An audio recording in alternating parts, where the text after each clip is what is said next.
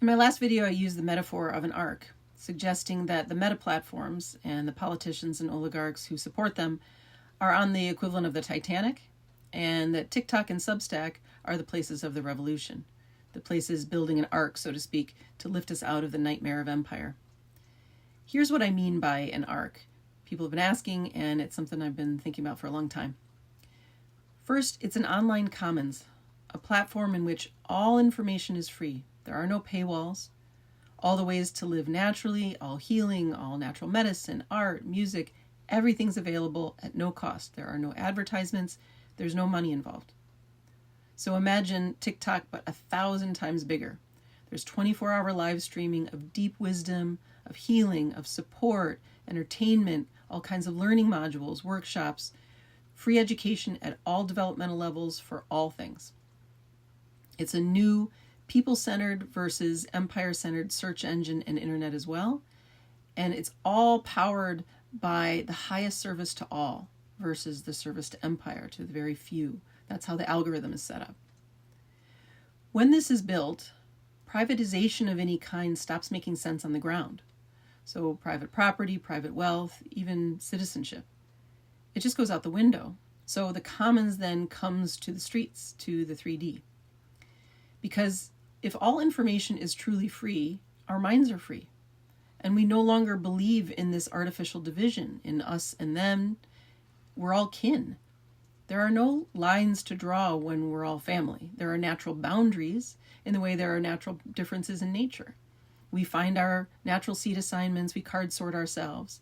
But we assign those seed assignments ourselves. They aren't given to us by a so-called authority. There are no authorities in nature. Not like we've had. So there's no more class struggles because we all have the same access. For instance, I see us being able to live wherever we choose to live. We can go freely to wherever in our bodies feels like home, with those who've been most oppressed getting first dibs on where they want to live. Because overpopulation, for instance, is one of the million lies we've been told. All 8 billion of us could live in our own 1,200 square foot home to ourselves and all fit in the state of Texas. I've done the math. So the whole setup is a lie. Overpopulation is a lie. Scarcity of resources is a lie. It's all mind control, manufactured. A lie told by sociopaths who feel disconnected and alone, whose God is money. And as a result, never find any peace because money is made up. It's not real. And there are so few of these people compared with the rest of us. They are the tiniest minority. They simply need healing or to be quarantined if they refuse to heal. If they choose healing, they can call me. I'm not afraid of any of them. I've met Mark Zuckerberg in the astral realm. He's just a frightened, lost boy, as they all are, looking for love and approval, and acting as a tyrant so he doesn't float away from other humans entirely. I can show him that's all unnecessary. He was never unloved. He's just as connected, just as held in oneness as the rest of us. That's a very direct thing we can all realize. Because the fundamental problem with how the world was built is this belief in separation. It's a belief in separation from oneness, from God, Goddess, from nature, from each other. We've never, ever been separate, but we believed it and then we felt it. And this belief and the pain of the disembodiment from that belief can be healed, can be resolved. Everyone is enslaved by the belief and sense of separation, including the billionaire class. They might be more enslaved by it. And the concept of money was created by this original wound of separation, that there's a person different from me and they are a threat and therefore must be enslaved.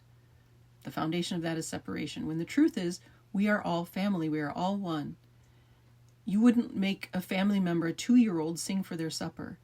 You wouldn't make them earn their keep. You would just naturally give them their supper, give them a home to live in. Give them a life in which they don't have to earn their very existence. All parents would want that for their child. So it's time to end this nightmare. And I'm officially calling on the billionaire class and those in the multimillionaire class to turn their attention away from money, to seed this commons and to seed a free world, an arc. I have a coaching business. I was a clinical psychologist, and now I do awakening and fulfillment guidance. I call it that. I help people awaken to oneness, to heal, but I don't want a business. I want to give everything away for free. I just want to share with my friends. So I dare any of you at those upper levels of wealth to work with me, to heal, and to help build this arc instead of patching holes in the Titanic.